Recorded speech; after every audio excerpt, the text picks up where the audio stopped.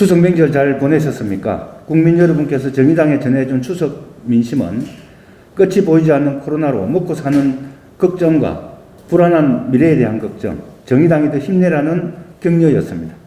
물론 대선과 연동된 이야기였습니다. 오늘은 두 가지 말씀을 드리겠습니다. 글로벌 기후 파업이 하루 앞으로 다가왔습니다. 정의당은 내일 재진보정당과 9.24 기후 파업 공동선언에 나서며 오후 1시 5분을 기해 업무를 중단하고 기후 파업에 돌입합니다. 정의당은 기후 파업 참가 선언을 하며 정부에 대한 요구사항을 발표한 바 있습니다. 신공항 건설 계획의 전면 폐기와 석탄 화력발전소의 폐쇄 시점을 결정할 것, 2030년까지 재생에너지 비중을 50%까지 확대하는 재생에너지 3050 계획 선언 등 기후위기 시계를 멈추는 책임있는 결정을 촉구했습니다. 하지만 지구 공동체 시대를 역설한 문재인 대통령의 유엔 총회 기조연설은 기후위기에 대응하는 대한민국의 실상과는 동떨어진 영혼 없는 메아리로 매우 무책임한 연설이었습니다. 문재인 대통령은 한국의 2050 탄소중립선언과 탄소중립기본법 제정과 탄소중립 시나리오 확정 계획을 대단한 성과인 양 밝혔습니다. 하지만 모두 절반의 사실에 지나지 않습니다.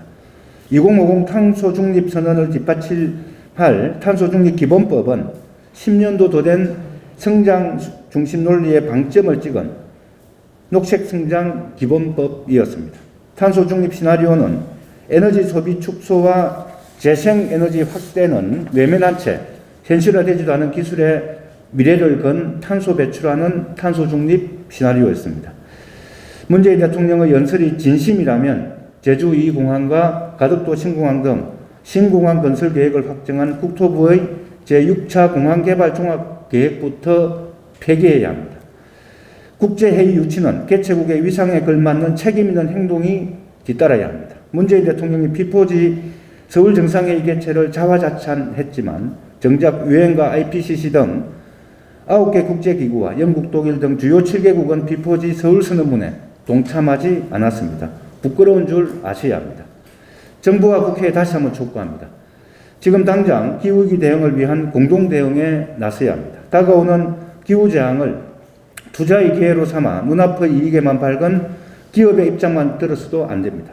기후재앙 직접 피해 당사자인 노동자와 농어민, 지역 주민의 목소리가 대표될 수 있는 논의 테이블을 열어 기후위기에 책임있는 만큼 책임있는 조치와 정의로운 전환계획 등 전 사회적 대응이 되도록 만들어야 합니다. 정의당은 9.24 기후파업으로 정의로운 대전환의 길을 열어나가겠습니다. 하나 더 말씀드리겠습니다. 시민들의 먹고 사는 문제는 이번 추석 밥상에 오르지 못했습니다.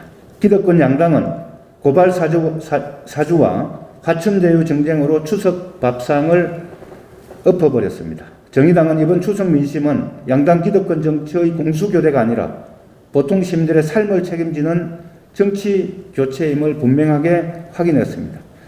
이재명 후보의 대장동 개발 사업은 사실상 공동개발로 포장한 불로소득 복마전이었다는 국민적 의혹이 갈수록 커지고 있습니다.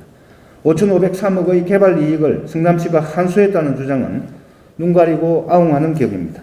5,503억의 내망은 애당초 공공개발 사업으로 추진해도 될 사업을 민간 사업자에게 줌으로써 민간 사업자가 5,503억을 부담하고도 더 큰 수익을 가져가게끔 미리 짬짬이한 큰 그림에 있었습니다.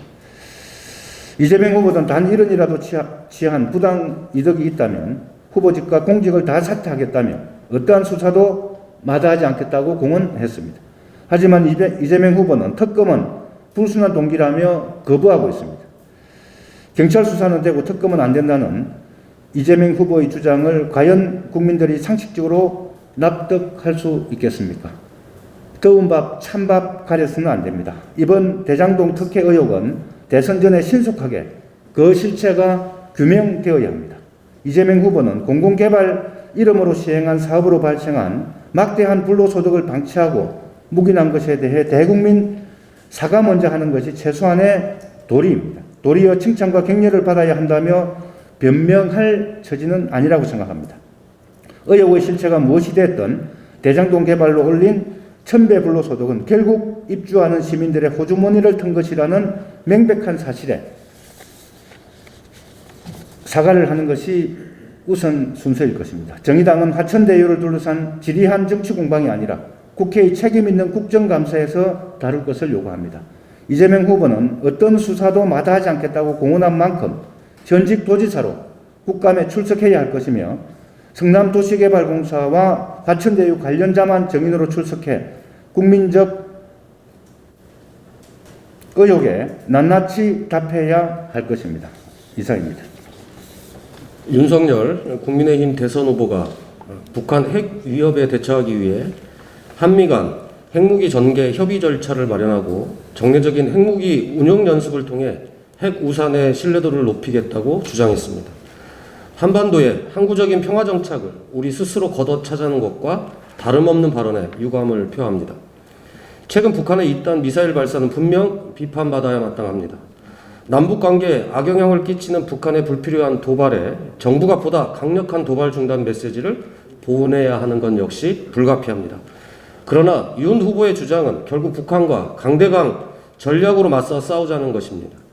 핵무기에 핵무기로 응답하는 것은 자칫 남북관계를 파탄으로 몰아갈 수 있는 가장 얕은 수의 전략입니다. 또한 핵무기로 맞서 싸워야 할 이들이 결국 누구겠습니까? 대선 주자로 나선 이가 국민들을 전쟁터로 내몰자는 것과 다름없는 발언으로 국민들을 불안과 공포로 밀어넣고 있는 것입니다.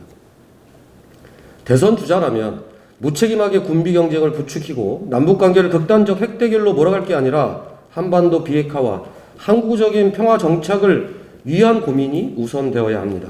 한반도 평화는 핵무기를 통한 대결 정책으로 결코 이루어지지 않습니다. 북한의 이딴 도발에 분명하게 선을 긋되 대화 테이블로 끌어내기 위해 군사훈련 중단 등 적극적 노력들을 다해야 할 것입니다. 윤석열 후보는 도움은커녕 기름만 붓는 발언들을 중단하고 한반도 평화를 위한 대승적인 판단으로 접근할 것을 촉구합니다. 이상입니다. 위드 코로나 전환을 위한 국회 특위 구성을 촉구하는 말씀을 드리겠습니다. 지난 7월 이후 79일째 코로나19 확진자 숫자는 4자릿수를 유지하고 있습니다. 고강도 사회적 거리두기만으로는 현재의 델타 변이에 의한 확진자 숫자 줄이기에는 한계가 많다는 것이 확인되고 있습니다.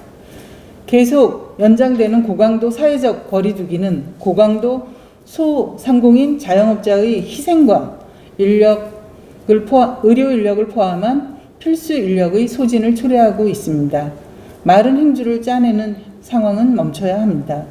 우리는 추석을 앞두고 소상공인 자영업자들의 비통한 죽음을 접했습니다. 이제 더 이상 방역이라는 이름으로 사회적 약자들의 희생을 방치할 수 없습니다. 코로나19가 발생했던 시점에서 상상했던 코로나19 완전 퇴치나 청정구역은 현실성이 없는 상황임을 냉정하게 판단하고 정책 전환을 시급히 추진해야 합니다. 코로나19와 공존하면서 피해를 최소화하고 일상적인 삶을 회복할 대책이 필요합니다. 정부는 10월 말까지 70%의 국민이 2차 백신 접종을 마치는 것으로 예측하고 접종을 서둘러 추진하고 있습니다. 이 시점을 중심으로 위드 코로나 전환을 위한 준비가 필요합니다. 이미 국민 다수도 위드 코로나 전환에 대해 찬성하고 있습니다. 그러나 위드 코로나로 전환을 위해서는 더 적극적인 국민의 동의와 인식 전환이 필요합니다. 또한 정치적 이해에 따른 정쟁거리가 되어서는 안 됩니다. 위드 코로나는 선언이 아니라 과학적이고 정책적으로 시스템 전환을 준비하는 과정이 되어야 합니다. 정의당은 이미 배진교 원내대표 연설에서도 제안했듯이 평등하고 존엄한 방역으로 전환을 위한 국회 위드 코로나 특위를 시급하게 구성할 것을 촉구합니다. 지금은 과감하되 함께 공론을 형성해야 할 시기입니다. 집권여당과 제1야당에게 강력히 촉구합니다. 이상입니다.